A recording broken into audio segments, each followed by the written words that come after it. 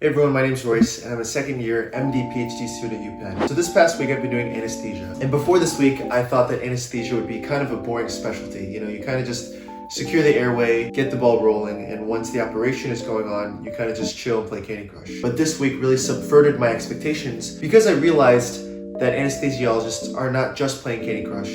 They're also taking care of the patient's life. But in actuality, there are a lot of moving parts, and I've developed a newfound appreciation for anesthesia that I didn't have before. Would I do anesthesia? Probably not. Actually, definitely not. But I have learned a very valuable part of surgery that I probably wouldn't have learned about had I not had this experience. So now whenever I'm in the OR, I can understand and appreciate the things that happen behind closed curtains by the anesthesiologist. So another thing I've been doing this week is using this as an opportunity to survey a lot of different surgeries that I wouldn't be able to otherwise. So something I saw was neurosurgery, which is not something that I would have seen otherwise. In this case, I saw an awake craniotomy.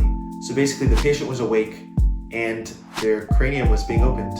And that felt like magic because you're still closely monitoring the patient. You had to make sure that the patient was not experiencing any pain, that the patient was very comfortable, or at least as comfortable as you can be while laying on your side with like a curtain over your head. And at the same time, they were still conscious and could still talk to you. And actually during the procedure, I was able to talk to the patient, and I could talk to the patient about, some of her hobbies and where she was from. And I could do the same, but I don't really have any hobbies because my life is just the hospital. So yeah, that was a really cool experience. I also saw a kidney transplant.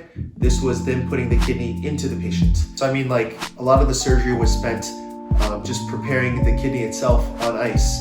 And that's not something that I considered before. That was pretty cool too, because that's like a part of medicine that seems completely like sci-fi to me, transplant surgery.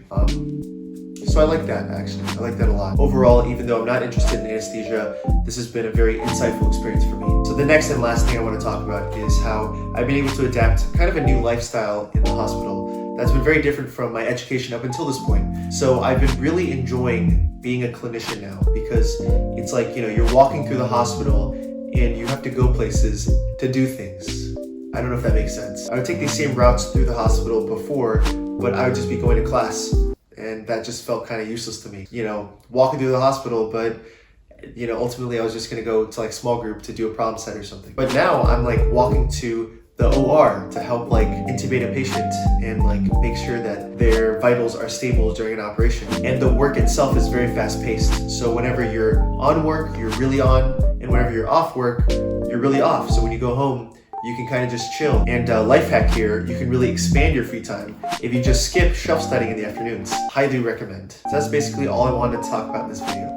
I hope you found this helpful. I have some big plans for videos in the future. They're gonna be on tips on productivity and lifestyle from things that I've learned throughout my time in undergrad, throughout my time in medical school so far, that I think many of you will find helpful too. So stay tuned for that. Thanks, I'll see you next week.